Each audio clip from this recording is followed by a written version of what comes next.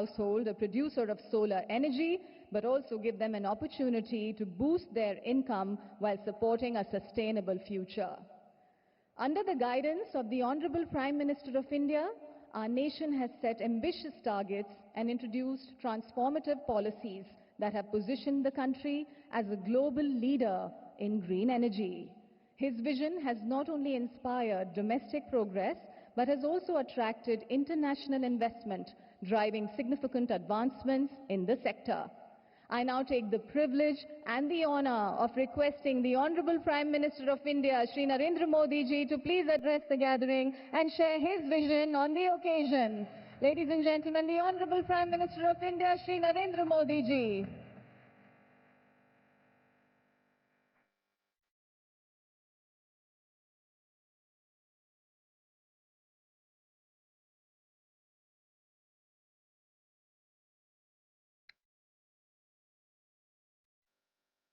गुजरात की गवर्नर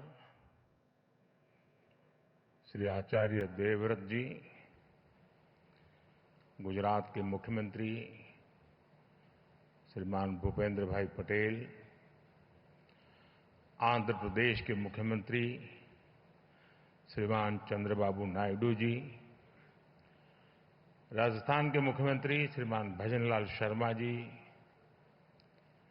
मध्य प्रदेश के मुख्यमंत्री श्रीमान मोहन यादव जी, छत्तीसगढ़ के मुख्यमंत्री जी भी यहां देख रहा हूं मैं, गोवा के मुख्यमंत्री दिखाई दे रहे हैं और कई राज्यों के ऊर्जा मंत्री भी मुझे नजर आ रहे हैं। उसी प्रकार से विदेश के मेहमान, जर्मनी के इकोनॉमिक कोऑपरेशन मिनिस्टर, डेनमार्क के इंडस्ट्री बिजनेस मिनिस्टर, मंत्रिमंडल के मेरे साथी प्रहलाद जोशी, श्रीपद नाइक जी और दुनिया के कई देशों से आए हुए सभी डेलीगेट्स, देवी और सज्जनों, दुनिया के अनेक देशों से पधारे हुए सभी साथियों का वेलकम करता हूं, उनका अभिनंदन करता हूं। ये री इन्वेस्ट कॉन्फ्रेंस का 4th एडिशन है। मुझे पूरा विश्वास है आने वाले 3 दिनों तक यहां एनर्जी के फ्यूचर, टेक्नोलॉजी और पॉलिसीज पर सीरियस डिस्कशन होगा। यहां हमारे सीनियर मोस्ट सारे चीफ मिनिस्टर्स भी हमारे बीच हैं। उनका अपना भी इस क्षेत्र में बहुत अनुभव है। इन चर्चाओं में हमें उनका भी मूल्यवान मार्गदर्शन मिलने वाला है। इस कॉन्फ्रेंस से हम जो एक दूसरे से सीखेंगे वो पूरी ह्यूमैनिटी की भलाई के काम आएगा। मेरी शुभकामनाएं आप सबके साथ हैं। फ्रेंड्स, आप सभी जानते हैं कि भारत की जनता ने 60 साल बाद लगातार किसी सरकार को 3rd टर्म दिया है।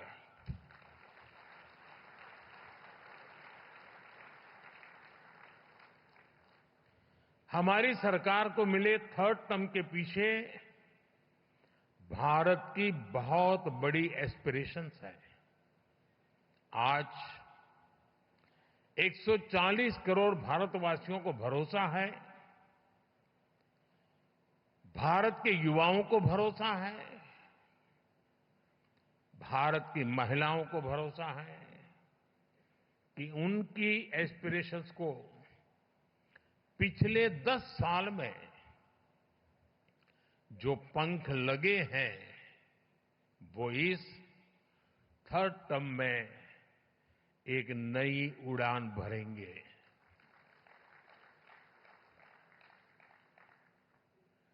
देश के गरीब, दलित, पीड़ित, शोषित, वंचित को भरोसा है कि हमारा थर्ड टर्म उसके गरिमापूर्ण जीवन जीने की गारंटी बनेगा।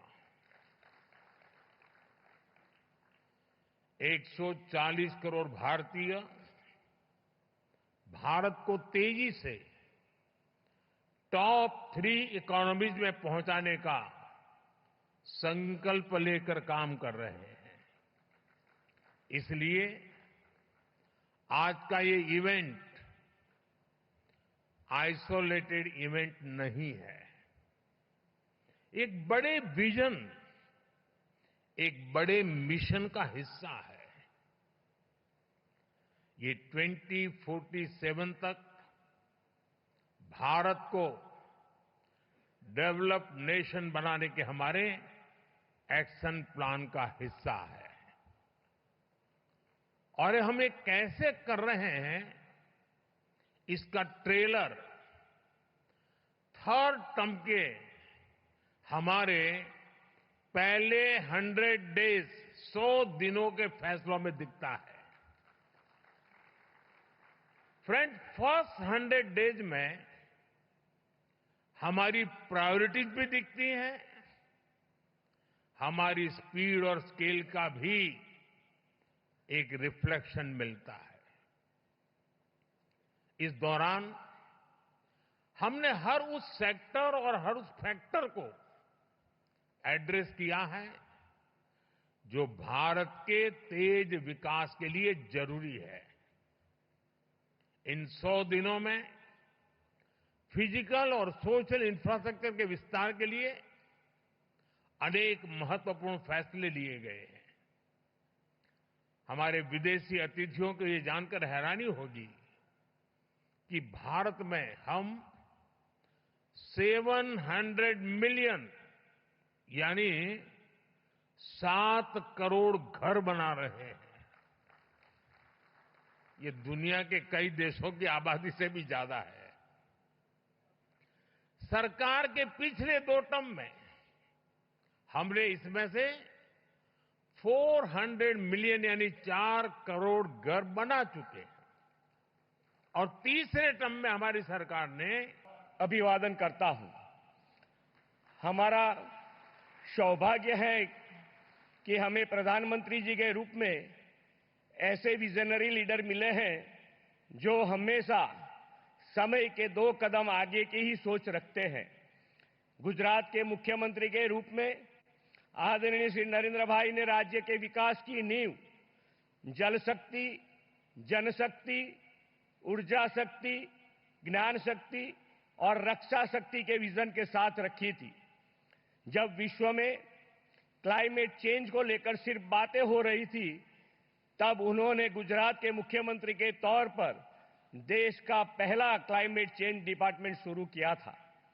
उन्होंने अपने मुख्यमंत्री कार्यकाल में ही गुजरात के चारणका में देश के पहले सोलर प्लांट की स्थापना कर दी थी। गुजरात का मोढेरा विलेज प्रधानमंत्री जी के मार्गदर्शन में देश का पहला सोलर विलेज बना है। प्रधानमंत्री श्री नरेंद्र भाई के मार्गदर्शन में गुजरात रिन्यूएबल एनर्जी सेक्टर में एक लीडिंग स्टेट रहा है। उनकी प्रेरणा से गुजरात देश में विंड एनर्जी प्रोडक्शन में पहला और सोलर एनर्जी प्रोडक्शन में दूसरे स्थान पर है। कच्छ के खावड़ा में 30 गीगावाट की इंस्टॉल कैपेसिटी का solar wind hybrid energy park तेजी से विकसित हो रहा है। राज्य में 50,000 से अधिक मेगावाट इंस्टॉल एनर्जी कैपेसिटी में रिन्यूएबल एनर्जी का योगदान 54% का है।